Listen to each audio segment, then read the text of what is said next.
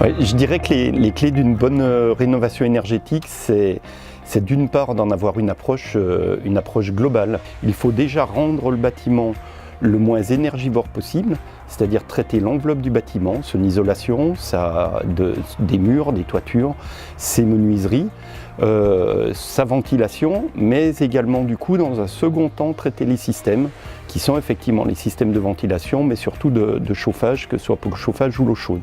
On est arrivé à cette belle pièce, très bien isolée. Les volets roulants sont à l'extérieur pour minimiser les entrées d'air. Laine de bois, plutôt du végétal pour gérer l'humidité. S'il fait humide dehors, on n'a pas le ressenti dedans et du coup, moins besoin de chauffer. Et puis ça correspond aussi à une demande d'avoir une prise de conscience écologique, parce qu'on est sur des filières saines, on est sur du renouvelable.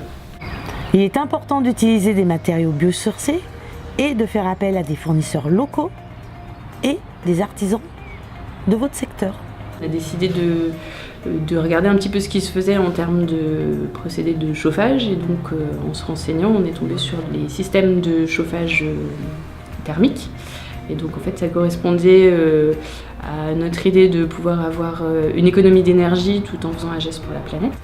Donc là, on a deux technicités différentes. On a donc de la façade bardée et de la façade crépie. Dès qu'on avait un peu chaud, on se demandait mais qu'est-ce que ça va nous coûter à la fin de l'année, quoi. On a vraiment supprimé ce stress quotidien, mais toujours est-il que dans les premiers chiffres, on monte à 1500, 1600 € de dépenses, là où on était à 2005.